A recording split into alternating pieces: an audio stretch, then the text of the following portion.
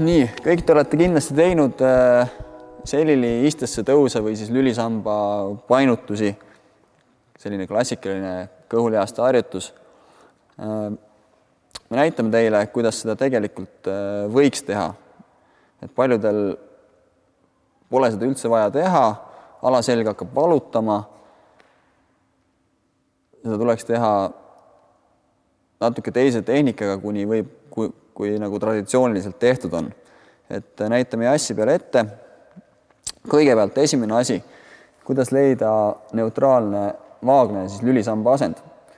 Jass näitab ette, paned käed vaagna peale, jalad on põlvest kõverdatud, lükkad selja nii nõgusaks, kui vähegi saad. Käsi mahub siia alla, kui siit poolt näidata, käsi mahub siia alla. Nii, lükkad selja nii kumeraks, kui saad. Selg on maa külge liimitud, vaagen liigub ette, kõhulihased on pinge all. Ja nüüd otsid selle kahe äärmuse vahelise keskmise koha. Just, Jass näitab korra veel. Nõgus, kumer ja keskmine. Et enne, kui teha seda kõhulihaste harjutust, tuleb leida neutraalne asend. Nii, nüüd üks jalg sirgeks, ühe käe sõrmed selja alla, et tunnetada seda kerget siis nõgusust, mis meil jäi. See käsi tunnetab, et see asend seal ei muutuks. See on kogu aeg sama. Pinge sõrmedel on kogu aeg sama. Et selg ei lähe sõrmede küljest lahti ja vastupidi, pinge ei lähe sõrmedele ka suuremaks, et selg ei suru seekord vastu matti. Nii. Ja me teostame painutuse lülisamba rinnaosast puhtalt. Pea on samamoodi ilusti neutraalses asendis, lõug on kergelt sees. Just, et me ei tõsta pead kõrgemale nii-öelda ülejäänud kehast ette. Et Jass näitab ühe korduse ette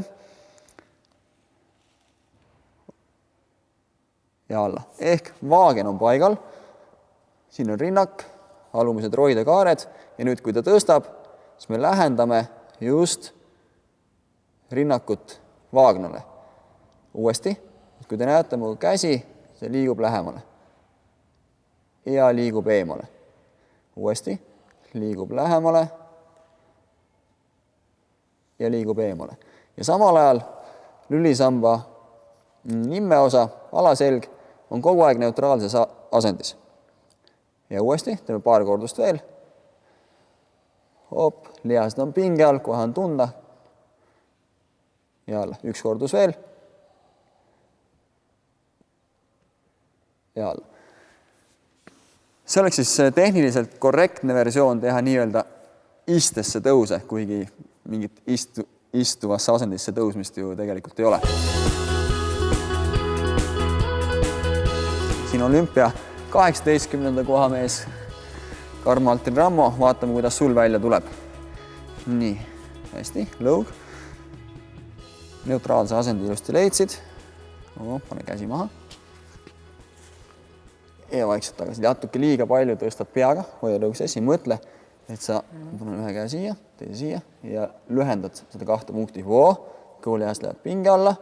Kujuta ette, et sul pea on nagu liimitud siia rindkere külge, et ta liigub ühes tükis, et ta nagu kuju, et pea ei saa ette poole liikuda. Just. Pinge peale. Ja alla. Ja uuesti. Hop, pingutad ja alla. Vajab natukene tunnetust, harjutamist, nagu iga asi, aga juba tuleb päris hästi. Natukene sujuvam liigutus ja liiga palju tõstad peaga. Katsu just, et rindkere. Uuesti. Kohe värinat on tunda.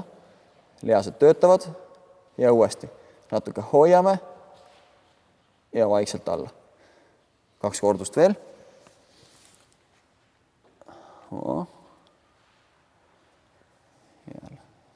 Üks veel. Natuke liiga palju tõstad peaga. Ega see ei ole lihtne harjutus. Ja alla. Nii. Aga proovime tüdrukute peal ka, et kuidas tuleb.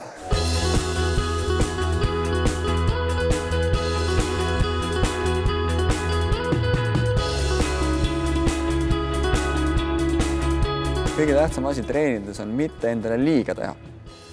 Seega, kui tunnete, et selg hakkab valutama, pea hakkab valutama, kael läheb liiga pingesse, siis loomulikult on alati teisi variante, kus pea on vastu maad, ei ole mingit ülakeha tõstmist, võib kasutada neid harjutusi. See on üpris tehniline harjutus. Aga vähemasti on selle harjutuse puhul alaselg oluliselt turvalisemas asendis kui klassikaliste istesse tõusude ja nende variatsioonide puhul. Nii et kui kasutate sellist harjutust, siis pigem teha just seda variatsiooni kui nii-öelda traditsioonilisemaid, mis tulevad puhtalt ka lülisamba alaosa arvelt.